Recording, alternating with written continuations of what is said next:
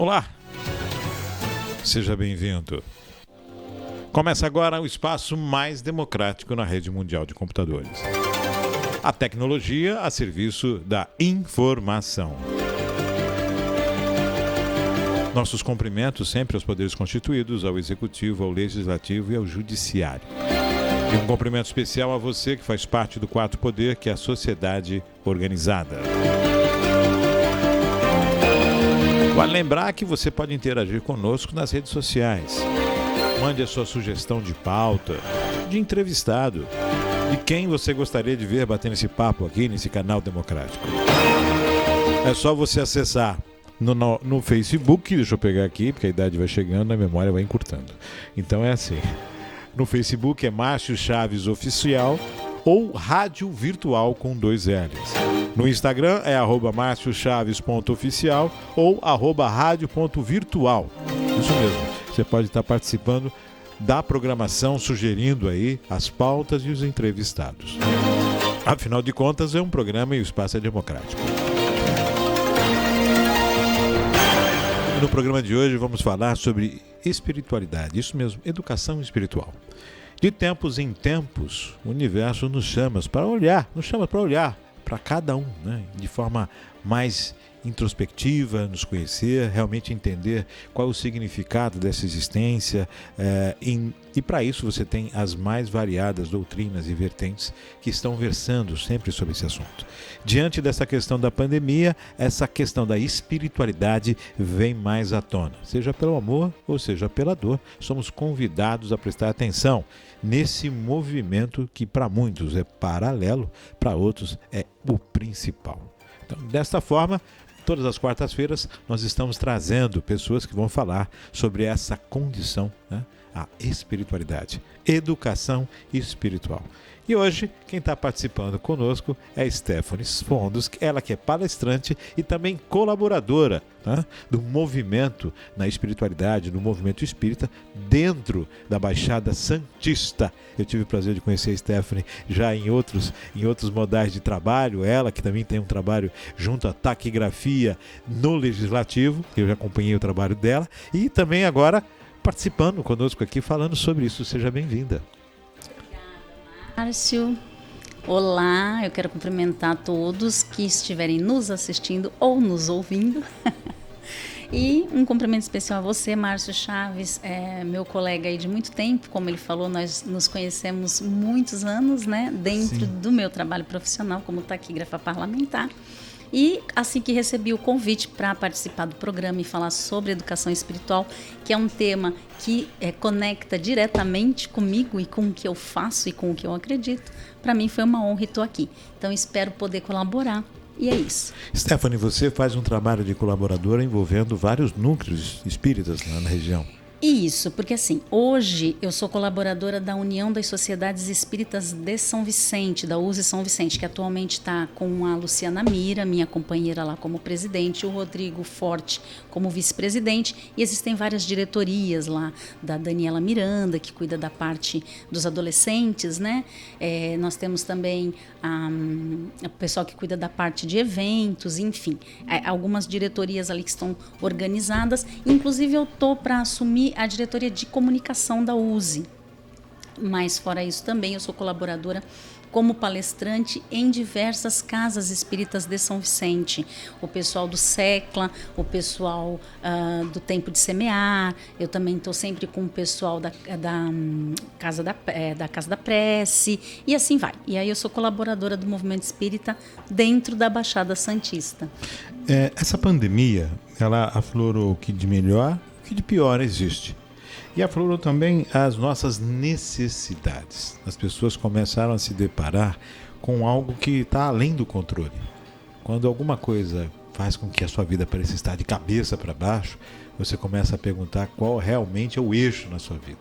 E muitos acabam encontrando que o que falta é a espiritualidade, o que falta é o desenvolvimento disso, o que falta é o conhecimento disso. E aí nós nos deparamos com a ausência da educação espiritual. No seu entendimento, como é a educação espiritual? De que forma isso acontece?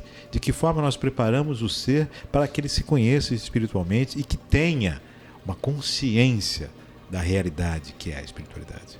Porque muitas vezes não, a grande parte da civilização deixa a espiritualidade de lado. Estão de bai, adormecida, sem consciência, sem ciência, e muitas vezes as coisas não acontecem, as pessoas não têm ideia de que, na verdade, energias que podem ser produtivas acabam ficando estagnadas.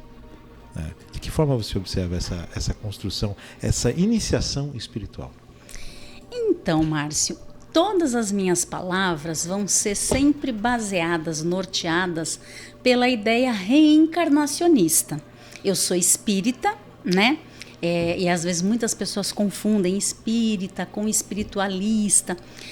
O básico, assim, a premissa básica do espiritismo, que é a obra, né, baseada toda na obra de Allan Kardec, é justamente, além da questão da espiritualidade, que todos somos espíritos, o retorno desse espírito de tempos em tempos para viver as experiências que são necessárias para a sua evolução enquanto ser, e essas experiências necessariamente precisam acontecer num campo material, ou seja, hoje nós estamos reencarnados aqui, este grupo, eu, você, quem está nos assistindo, nos ouvindo, as pessoas que fazem parte do planeta Terra neste momento, em qualquer continente, em qualquer país, nós fazemos parte de uma família encarnada no planeta Terra.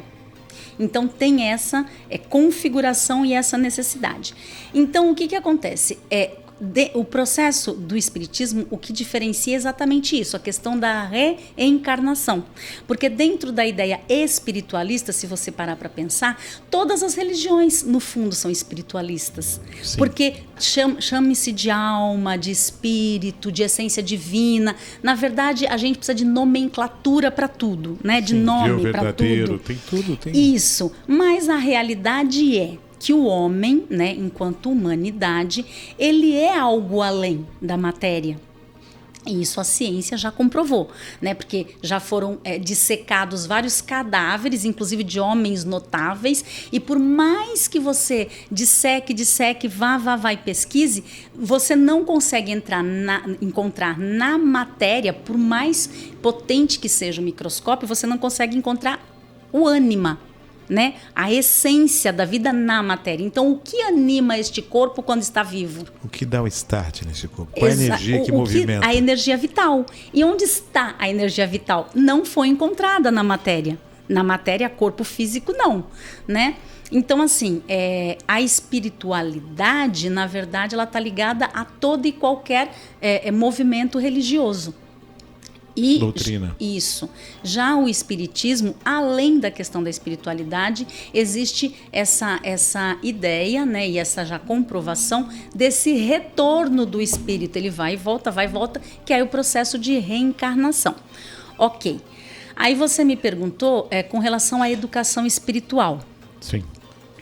O que é comum a toda a humanidade, eu não vou falar nem com relação só ao nosso país, mas a humanidade, é que nós espíritos, quando reencarnamos, quando reentramos, e aí nesse caso hoje estamos no planeta Terra, quando nós voltamos à matéria, paulatinamente, com o passar dos anos, então eu reencarno, tenho 0 anos, aí depois eu passo a ter 1, 2, 3, 4, 5, entro na primeira infância, adolescência, fase adulta. Quanto mais o tempo vai passando, mais nós vamos tendo mais relação e dando mais importância a tudo que é material, até isso decorrente da nossa necessidade de existência mesmo. Porque para estarmos aqui a gente precisa comer, a gente precisa dormir, a gente precisa se vestir, a gente precisa, enfim, atender várias necessidades fisiológicas, biológicas. Então, por conta disso, a gente começa a canalizar toda a nossa percepção, dedicação e energia para o que é material, para o atendimento às minhas necessidades materiais. E isso vai fazendo com que a gente fique cada vez mais distante do aspecto espiritual, dessa nossa essência. E mesmo quando a gente é tomado por determinadas emoções ou determinados acontecimentos pontuais, a morte de um ente querido, o fim de um relacionamento de muito tempo, a gente acaba sempre olhando com o olhar da materialidade, né? Tipo assim, a perda me causou dor. Mas aí daqui a pouco eu já esqueço essa dor, porque a gente está o tempo todo, ou então não, quando eu não esqueço e não elaboro essa dor, eu transformo ela em uma dor maior e isso acaba se transformando numa doença física ou psicológica, acaba se transformando numa doença. Porque a gente tem muito esse olhar voltado ao que é material, ao que é material, ao que é material. Porque todos os nossos 5 sentidos, que são visão, olfato, paladar, audição e o tato, né? Nós materialmente conseguimos perceber tudo o que está manifestado no planeta, materialmente. Então a gente tem essa vivência mais imediata. Você consegue me entender? Sim, sim. Eu só consigo dar minha atenção, prestar atenção naquilo que eu vejo, que eu ouço, que eu cheiro, que eu experimento e que eu... Exatamente, pelos meus 5 sentidos. Mas aí que tá, nós não temos só 5 sentidos. Porém, esses nossos 5 são mais apurados. Por quê? Porque nós estamos encarnados. Então, a gente acaba pegando esse veículo corpo e coloca como se fosse o vagão. Imagina uma locomotiva. A gente coloca como uma locomotiva de um trem, a gente põe o corpo físico. E a gente vai ali carregando todos os outros corpos. Mas a nossa atenção principal está no que é material. Quando, na verdade, nós deveríamos tentar entender que esse trem, para ele funcionar de forma mais equilibrada, saudável e para cumprir sua função, que é de evolução da essência, porque a gente não está no planeta Terra para evoluir enquanto matéria. A matéria é um veículo de experiência, é uma sala de aula. Eu estou numa sala de aula, estou encarnada no planeta Terra e a minha matéria é o equipamento que eu tenho para passar esse ano letivo. Mas a lição e a evolução, ela não é material. E a gente não percebe muito isso, você compreende? Certo, então a gente fica preso na matéria. Dando mais atenção a tudo o que os nossos 5 sentidos, a nossa percepção material nos traz. E não percebe, e não só não percebe, como a gente vai desconectando por iniciativa própria do que é divino, do que é essencial. E aí a gente busca, a gente tem esse movimento de exteriorização o tempo todo. E até em função de como funciona o planeta Terra hoje, em função de mídia, em função de tudo que nos é trazido, nos é oferecido, como um universo de sedução, a gente acaba sendo instigado, estimulado cada vez mais a esse movimento de exteriorização. Você consegue entender? Sim. E a não ter esta percepção interior. Então, o espírito é algo que é um terreno desconhecido para a gente. E o que acontece quando a gente entra em qualquer terreno que é desconhecido? A gente sente medo, a gente sente desconforto, a gente sente insegurança. Aí quando você falou na introdução a respeito da história da pandemia, né? Sim. O que a pandemia fez? Nos levou lá para dentro, de um lugar que a gente não conhece. E aí que passou a existir um problema. E não só que a gente não conhece, porque dependendo do grau de desconexão em que o ser está, ir para dentro para ele significa dor, significa terror, porque ele não se conhece, ele não sabe quem ele é, ele teme o que ele verdadeiramente é. E aí esse é um movimento muito... Não tem. Ele não tem controle porque ele não se treinou para controlar. Não se educou para isso. Não se educou para controlar, entendeu? Então, como ele desconhece tudo o que está na sua essência, isso cria para ele uma mudança assim que o aterroriza. E muitas vezes, e aí a gente faz esse movimento de tentar ir para fora de novo, sabe, igual criança fugindo? E aí, quando joga para dentro de novo, o negócio complica de novo, você tenta fugir de novo. Exatamente. Vai se deparando sem saída. Exatamente. Então, a educação espiritual, para mim, ela é fundamental e necessária para todo e qualquer ser. Na concepção do ser, cada doutrina tem uma forma de observar isso. Dentro da doutrina espírita, a gente entende que isso já foi programado. O espírito, para que vai encarnar naquele nascimento, ele já se está predestinado àquilo, já sabe o que vai enfrentar, embora quando chegar nessa vida vai perder todo o conhecimento e vai passar pela experiência encarnado. Então, se tem essa ideia. Porém, as doutrinas observam cada uma no seu prisma de como se inicia a educação espiritual e a responsabilidade nessa educação espiritual. Muitas vezes cabe à família essa educação, mas em grande parte as famílias não têm essa consciência espiritual, não têm essa vivência dentro da espiritualidade e não têm as ferramentas para desenvolver a educação espiritual. Algumas têm, que já fazem parte de doutrinas, e aquele ser vem dentro de uma família que já tem um desenvolvimento, já caminha dentro de uma doutrina, mas a grande maioria não tem conhecimento. E como levar o conhecimento? De quem é a responsabilidade do conhecimento? Na Igreja Católica, os padrinhos têm a função de, quando dá falta dos pais, eles assumirem a responsabilidade da espiritualidade junto àquela criança, junto àquele ser. Nas outras doutrinas, como é essa responsabilidade? Como é esse primeiro passo? A quem é dado a condição de realmente vou colocar essa pessoa, esse novo ser, dentro de um segmento religioso que talvez não necessariamente tenha que ser o meu, mas aquele que ele participe, que ele se entenda, para que ele possa começar. Como iniciar isso? Como ensinar alguém a andar se muitas vezes você não está enxergando o caminho? Stephanie.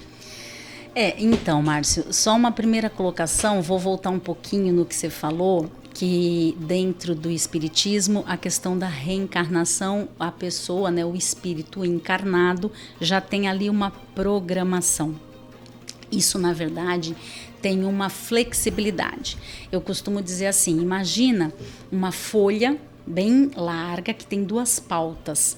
E aí, o seu registro de vida está dentro dessa folha. Mas, na verdade, existem pautas, que essas pautas são aqueles limites estabelecidos por Deus dentro da tua condição, de tudo aquilo que você precisa aprender, evoluir, descobrir, sentir, sofrer, enfim. Mas dentro dessa pauta, que é uma pauta bem larga, essa margem aí da folha é bem larga, do lado direito e do lado esquerdo, você tem muito caminho aí para percorrer, né? Então, a gente tem que tomar cuidado para não ter essa falsa ideia de dizer assim, mas é que isso já estava predestinado, por exemplo, eu estou sofrendo tanto dentro desta relação, mas isso é predestinado, é o meu karma. Não exatamente. É bem assim. Porque senão a gente está negando o livre-arbítrio. E o livre-arbítrio, que é outorgado a nós por Deus. São as suas escolhas. São as suas escolhas. Então, na verdade, o que acontece é assim, quando a gente reencarna, a gente tem um programa reencarnatório que não nos foi imputado. Um script. Isso. Na verdade, esse script, ele é escrito por nós, com o auxílio da espiritualidade maior, tá? Então, tem uma autorização para acontecer isso ou não acontecer aquilo, você poder isso, você não poder aquilo.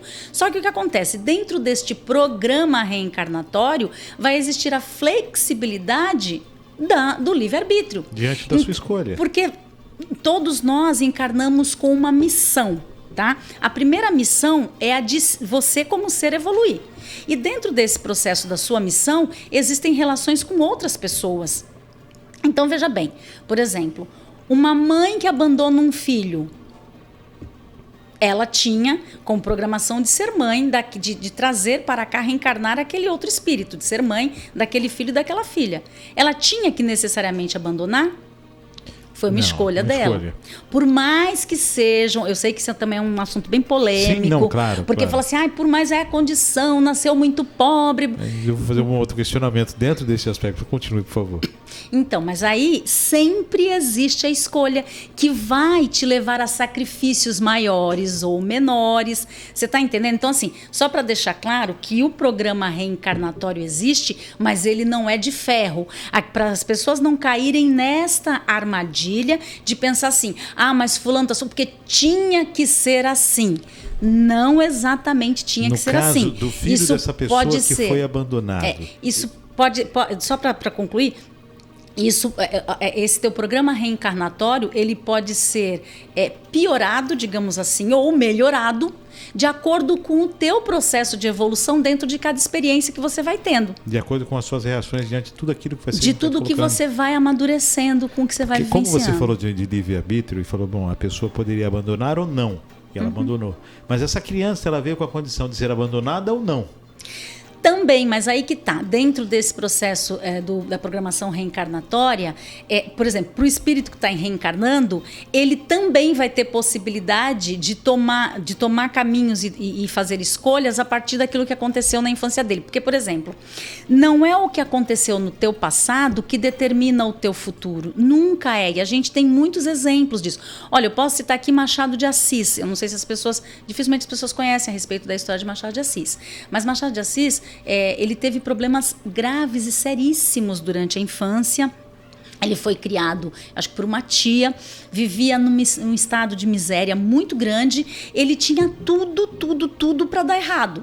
E, de repente, a vontade dele e a vontade em nós faz parte da nossa essência divina, tá? É que a gente banaliza as palavras. Eu tô com vontade de tomar um sorvete, tô com vontade de sair. E, na verdade, a palavra vontade, se a gente busca lá na etimologia da palavra, e até filosoficamente na palavra vontade, ela é algo muito maior do que isso. Quando eu quero tomar um sorvete, quando eu quero sair, isso é um desejo, simplesmente, tá? Vontade não, porque aí a gente tá, para tentar entender, fala assim, a pessoa tem força de vontade. Aí a gente coloca mais a palavra força, o substantivo força ali, pra gente conseguir compreender. Mas a vontade, na verdade, e a gente sabe disso, quando você canaliza a sua vontade com um objetivo claro, você atinge aquilo que você se pré-estabeleceu de atingir. Então, Machado de Assis, por exemplo, e a gente pode citar aqui vários outros exemplos, ele não tinha nenhuma condição, digamos assim, favorável para ser quem ele foi. E ele foi quem ele foi, né? Um poeta, um escritor que teve uma contribuição maravilhosa para a literatura, e um filósofo extremamente inteligente e que fez tanto e que deixou um registro histórico tão importante para a humanidade, entendeu? E nós temos vários outros casos, assim como nós temos também histórias de pessoas que nasceram com condições, materialmente falando, né? Não estou falando nem só financeira, mas em tudo, de uma estrutura de família, com um pai, com uma mãe que os apoiavam. Porque quando a gente fala materialmente, todo mundo pensa, dinheiro, nasceu rico. Não é disso exatamente que eu estou falando. Sem certas preocupações. Isso, exatamente. Em condições melhores, estudou numa boa escola, e essa pessoa, ela tinha tudo. Ela tinha condição material, ela tinha uma condição psicológica, e aí ela realizou o quê? Nada. Por quê? Faltou a vontade. Faltou a vontade. Exatamente isso. E onde que está a vontade? Está na tua essência, no teu espírito. Diante do que você está me falando, essa educação espiritual, essa responsabilidade, parte de quem? Parte dos pais? Do responsável por este ser encarnado, se forem os pais, pai ou mãe ou pai ou tio ou vó, seja quem for o tutor desta criança, é essa pessoa que tem sim a responsabilidade de apresentar Deus para esta criança ou para este adolescente. Então, o tutor, porque hoje a gente não tem mais, é até muito difícil, e a gente tem muitas crianças que não tem nem o pai, nem a mãe, crianças às vezes que estão em abrigos, até dentro dos abrigos, né? As pessoas que são tutoras dessas crianças, elas têm sim a responsabilidade de falar de Deus. E muitas vezes não é impor uma religião, tá? Não, eu não estou falando isso, mas de apresentar a existência de Deus. E aí pode falar como Deus, pode falar como Alá, porque, novamente, a gente tem que pensar sempre de uma forma universal, tá? A gente tem que pensar em todos os países, em todas as religiões e as possibilidades. Mas a criança, ela precisa entender que ela não é só matéria. E o que faz ela transcender da matéria a existência de Deus, de uma inteligência superior, de uma inteligência primária, que cuida de toda a engenharia do planeta Terra e que ela faz parte dessa engenharia, desse processo. Então, assim, a apresentação de Deus, da existência de Deus, de uma força maior que a mantém, que a sustenta, que a orienta, que a acompanha, isso é fundamental para qualquer ser. Nós temos essa questão da responsabilidade, então, identificado aí que o responsável por esse ser, para lhe apresentar esse ser. E a partir de que momento fazer isso? Desde que está na barriga. Chico Xavier falava que você educa uma criança no ventre, no momento em que ela é fecundada. E é exatamente isso. Por quê? Porque no momento da fecundação, o espírito se liga ao óvulo lá, ao óvulozinho fecundado. E ali começa já o processo de existência do ser na Terra. Por isso que o Espiritismo é frontalmente contra o aborto. E as células-tronco também, devido a essa questão de utilização já do óvulo fecundado. Sim, então o que acontece? No momento em que o espírito se liga à matéria no ventre da mãe, ele ali já começa a sentir, ele vai tendo... Porque ele não deixa de existir, o espírito não morreu. Sim. Ele está num estado embrionário, ele passou um processo de condensação. Essa energia de vida está ali presente. Que está conectado, ligado já a uma micromatéria, né? Que vai expandir, vai expandir, vai expandir. Ela vai se formando, inclusive, de material doado pelo corpo da mãe. É a mãe quem...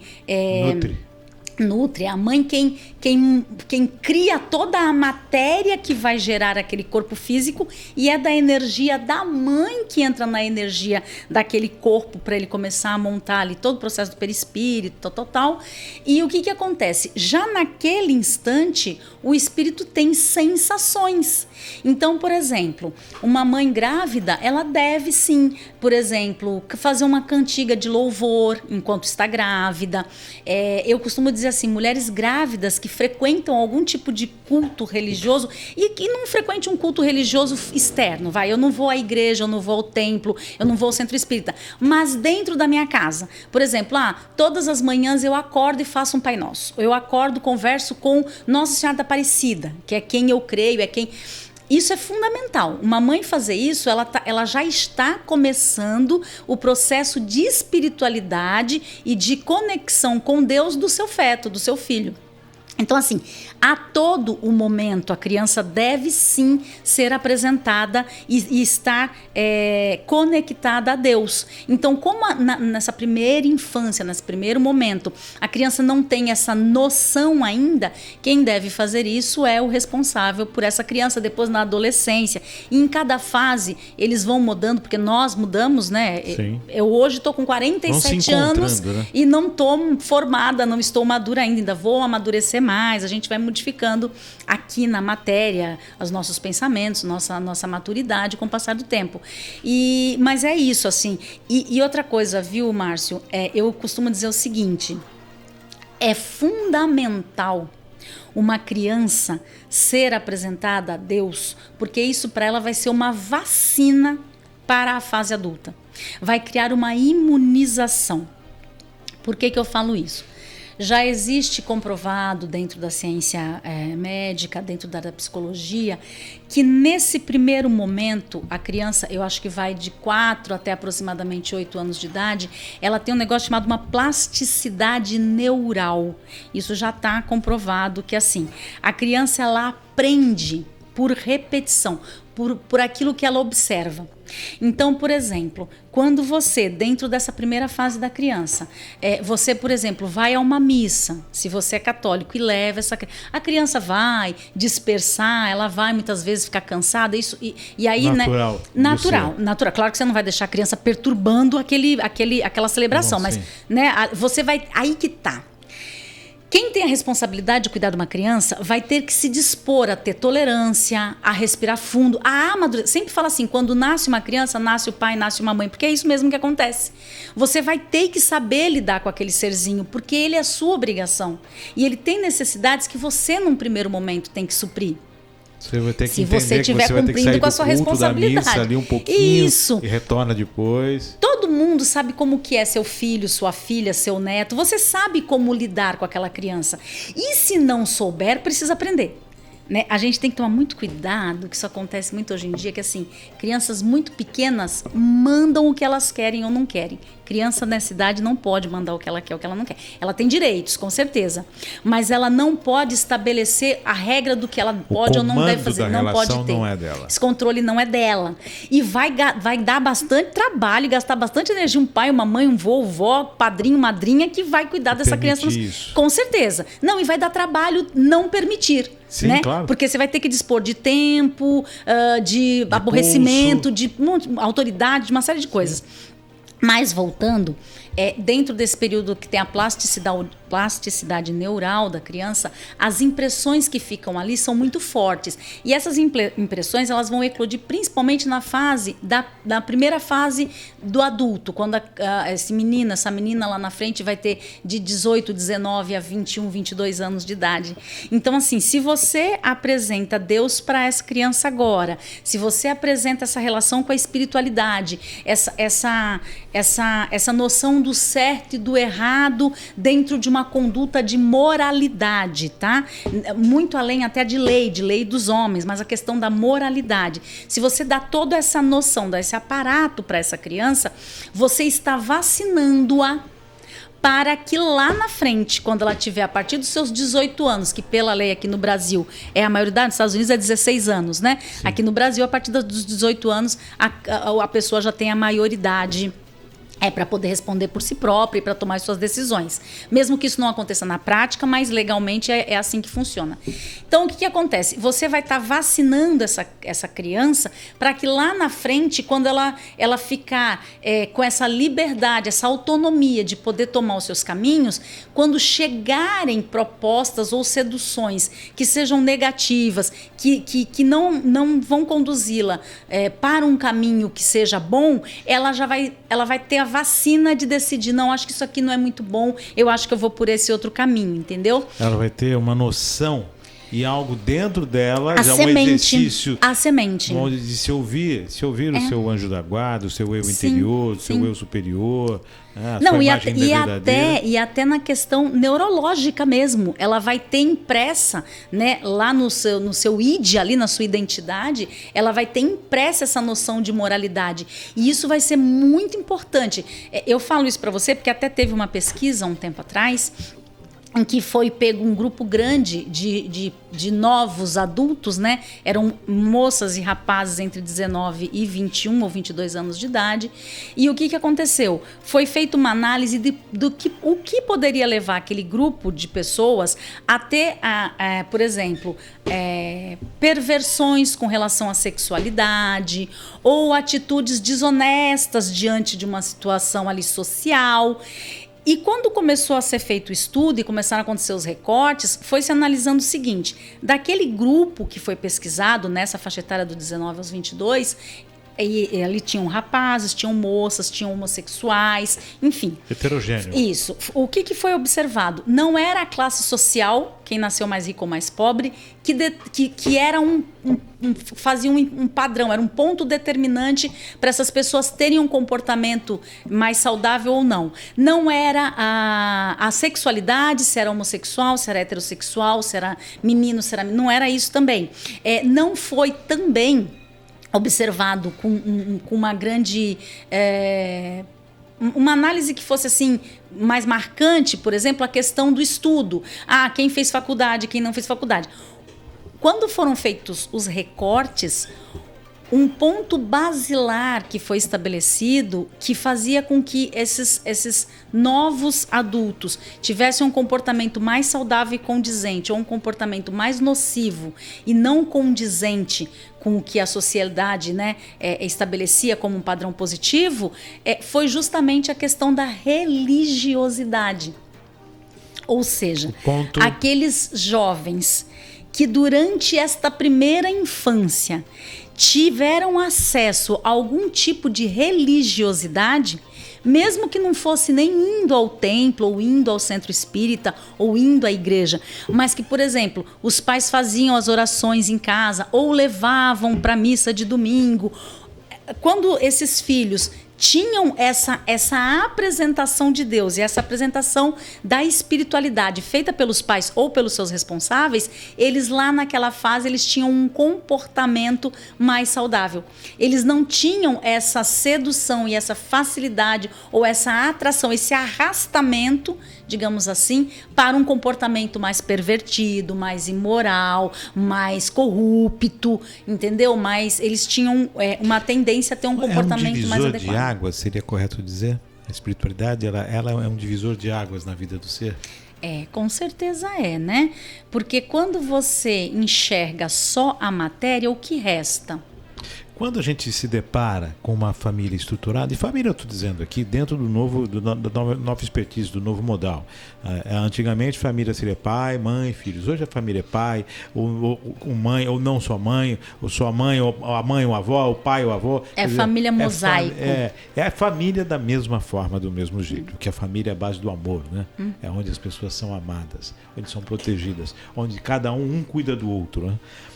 Há estruturas em que a observação quanto à espiritualidade, ela está latente, ela está adormecida, está esquecida, ela está distante. Aí a gente se pergunta, seria interessante, dentro do currículo escolar, algum momento a criança ser levada a esta apresentação? Não a uma doutrina, mas como você falou, a apresentação do Criador, do Deus, do universo, de uma força muito maior que nos move.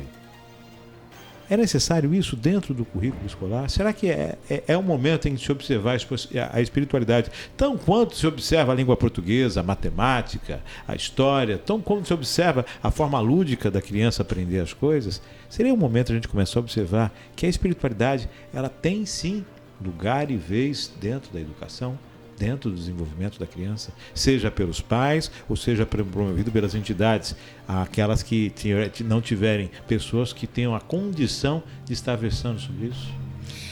Então, Márcio, sim, né? Porque assim, vamos lá. Quando você fala sobre instituições, por exemplo, dentro do movimento espírita mesmo, nós temos a maior parte das casas espíritas tem a evangelização infantil. Sim. Muitas vezes é interessante, e eu já vi isso acontecer com muita frequência, que muitas vezes as crianças que estão na evangelização, elas não são levadas pelos pais. É muito. Aliás, eu vou falar para você da minha. Nossa. Não, às vezes sabe que é um vizinho, uma professora, um colega. É muito interessante observar isso. Alguém que acaba sendo canal. Sim, exatamente. Porque veja bem. E filhos de pais ateus? Você entende? E o pai e a mãe que não acreditam em Deus, eles têm o direito de não acreditar em Deus. E a criança tem o direito de optar por acreditar ou não. Exatamente. Ou seguir a doutrina dos pais ou não. Sim, exatamente. Porque, por exemplo, colocar a questão da educação religiosa dentro da escola normal, regular ali, eu acho um pouco delicado, porque dentro da escola se reúnem crianças vindas dos mais variados universos, né? Filhos de pais ateus, de pais evangélicos, de pais espíritas, de pais messiânicos, de pais budistas, de pais umbandistas, enfim. Mas, num geral, por exemplo, dentro do movimento espírita, como eu falei, a maior parte das casas espíritas tem o trabalho de evangelização infantil e tem o trabalho também com jovens e adolescentes, né? Porque às vezes chegam crianças no movimento espírita, às vezes chegam adolescentes, às vezes já chegam adultos também, né? A pessoa chega nas mais variadas faixas etárias para dentro do espiritismo, como também dentro de todas as outras religiões. Mas acho importante, sim, existir essa educação espiritual desde cedo. Eu digo essa noção de responsabilidade com a educação espiritual. Então, essa noção de responsabilidade com a educação espiritual tem que ser do tutor dessa criança ou desse adolescente. Depois que você já está adulto, se você não teve nenhuma apresentação espiritual, a própria vida vai te levar. Não se preocupa não que você vai ser apresentado. Isso, exatamente. Pelo amor ou pela dor? Não, e sempre é pela dor. Dificilmente é pelo amor. Ainda mais na nossa concepção do que é amor e dor, né? Sim. Porque amor é muito além do que a gente acredita. A gente acredita aqui na história do amor de cerquinha, né? Sim. Aquilo que eu amo é aquilo que está ali guardadinho. Não, amor é muito mais que isso. Amor transcende. Então é muito mais que isso. Mas assim, pela dor, Márcio, a gente sempre é levado. Vai chegar lá, dói, tá doendo, vai. Não tem jeito, então vai chegar. Mas nessa primeira fase aí da infância tem que ter um tutor que apresente a religiosidade ou a espiritualidade. Não posso nem dizer a religiosidade, mas a espiritualidade. Né? Porque essa noção de não ser só matéria. Noção de que é algo muito além do que você vive aqui na 3D, nesse aspecto de dimensão física, né? Sim, desse conhecimento do o que você falou, desses 5 sentidos exacerbados que nós temos devido a nessa sensação de que é necessário o controle de tudo. E mais, né? De que assim, se tem a percepção, e é isso que nós temos muito que desenvolver, de que para eu ter saúde física e para eu ter qualidade de vida, eu tenho que entender que não sou só matéria. Porque se eu entender que eu sou só matéria, o que vai acontecer quando eu estiver triste? Muito triste. Eu vou entrar em depressão. E aí eu vou fazer o quê? Eu vou lá pro psiquiatra e vou começar a tomar um remédio tarja preta. Mas eu não consegui entender que não é só matéria. Então eu vou continuar procurando na matéria um problema que não tem origem na matéria. Aí eu vou ficar tratando do efeito sem descobrir a causa. Você já viu alguém conseguir resolver um problema só no efeito?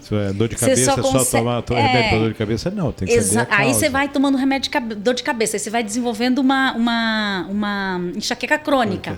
Aí daqui a pouco você vai desenvolver um problema neurológico. Quando você for lá no médico, ou você já está para morrer, ou você vai fazer um tratamento tão doloroso. Não é assim? Então, enquanto a gente não vai até a causa, enquanto a gente fica só ali no efeito, a causa vai se agravando, o seu quadro vai se agravando. Então, mais uma vez, se a gente não consegue entender que não são só os 5 sentidos, que nós não somos apenas seres materiais, se a gente não consegue, a pessoa que não consegue ter essa percepção, ela vai desenvolvendo, sim, doenças mesmos, doenças físicas, doenças emocionais ao longo da vida. Aí é por isso que a gente tem tanto caso de síndrome do pânico, depressão, e depressão é uma coisa muito interessante a gente falar, porque existem vários níveis de depressão. Na verdade, depressão todo e qualquer ser humano encarnado alguma vez na vida vai ter. Por quê? Porque a depressão nada mais é do que uma baixa emocional de algo que te causou um grande impacto. Só que aí que tá. A duração dessa depressão e a intensidade em que você vai aprofundar, você vai mergulhar nessa dor, é que vai estabelecer qual vai ser o tipo de depressão. Por isso que às vezes a pessoa vai deprimir na primeira vez, deixa pra lá, busca na exteriorização. Eu fiquei tão triste com um determinado acontecimento. Mas vou fazer o seguinte, eu vou pra balada, eu vou comprar uma roupa nova, eu vou trocar de carro. Legal, eu exteriorizo.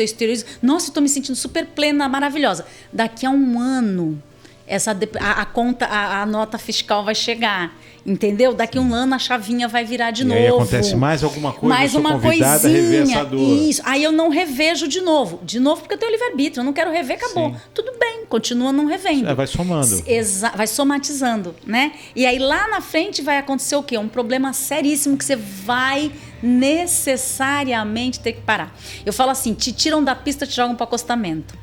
Quando você entrar no acostamento, meu querido... E não adianta chamar o guincho achando que ele vai chegar rápido, porque você vai ter que ficar no estacionamento. Nesse caso, quem vai ter que trocar o pneu é você mesmo.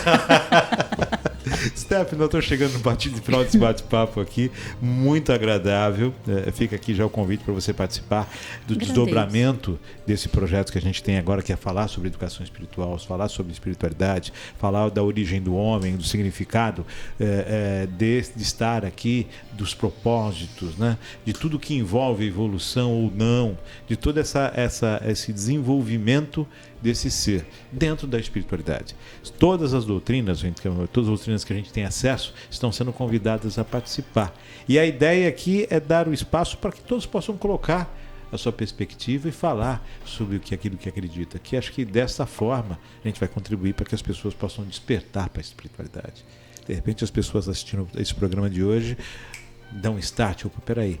De repente é no programa da próxima semana, ou de repente é daqui a um ano, mas em algum momento esse encontro vai fazer com que alguém possa despertar a sua espiritualidade ou possa entender ainda mais o momento que está passando. Sim. E por isso que eu quero te agradecer essa contribuição e conto com você para estar participando em mais programas aqui.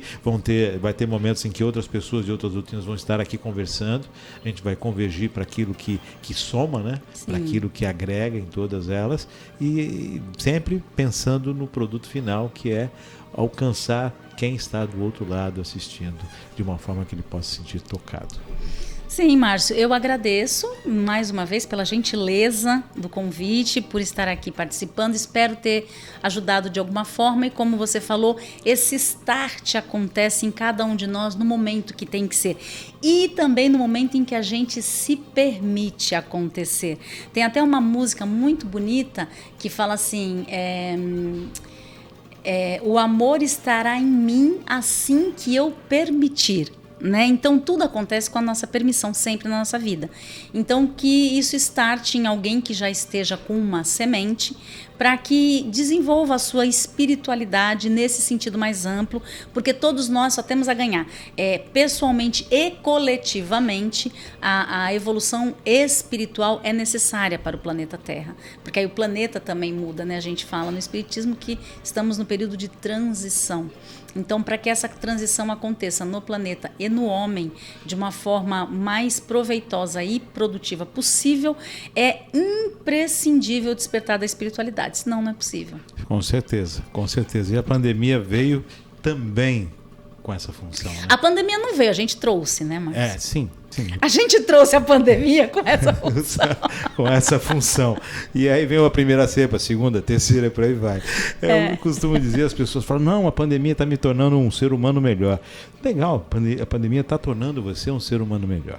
E o que é um ser humano melhor? Será que é aquele que quando está vendo 500 pessoas na fila, arruma um jeitinho de furar a fila? Esse é o ser humano melhor? Aquela fila que é para vacinar? Será que esse é o ser humano melhor? Começa a pensar mais nas atitudes, nas pequenas atitudes. Né? Eu falo isso porque estive nessa fila e observei que muitas pessoas não estavam preocupadas consigo e muito menos com o outro. Márcio, você sabe que assim, essa questão da consciência, do despertar, do desenvolver, primeiro tem que despertar, mas tem que estar com a sementinha, e do desenvolvimento da consciência é até às vezes em coisas muito menores, né? Por exemplo, eu lembro que teve um centro que eu fui fazer palestra e teve uma pessoa que, quando eu cheguei, tinha bastante espaço, e um senhor, ele estacionou bem longe assim, né? E quando ele estava chegando, eu lembro que uma determinada colega encontrou e falou assim, nossa, mas você estacionou lá longe? Ele falou assim, então, é porque eu deixei as vagas aqui perto para quem chegar atrasado. Olha só. A gente pensa exatamente o contrário, né? Quando a gente cheguei primeiro, eu já vou parar aqui na porta, eu não tô afim de andar. E ele era um senhor, né? E o tempo estava até feio, nublado.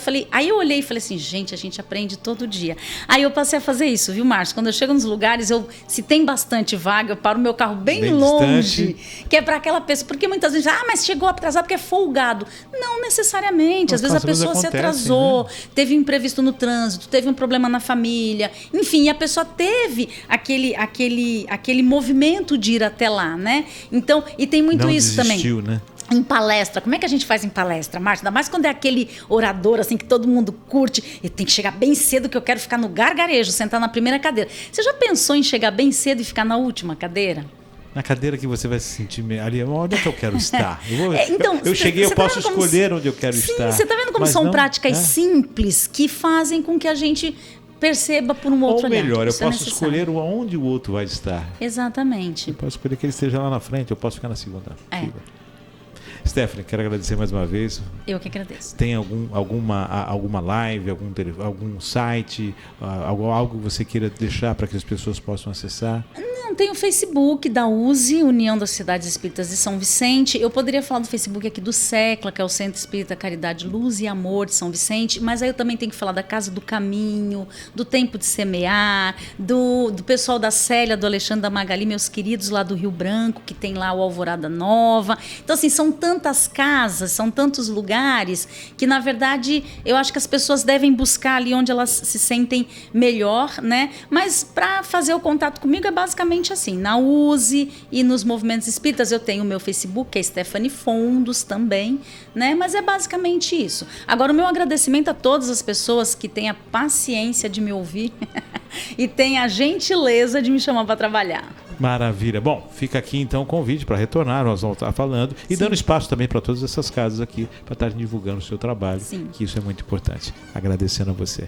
Agradecendo a Maria Clara pelos botões mágicos, por todo o controle aqui no programa, agradecendo sempre a sua audiência. Lembrando que esse programa fica à disposição durante uma semana no Player e também tem um link que você pode assistir direto em On Demand, ok? Um grande abraço, fique com Deus, um excelente dia para você.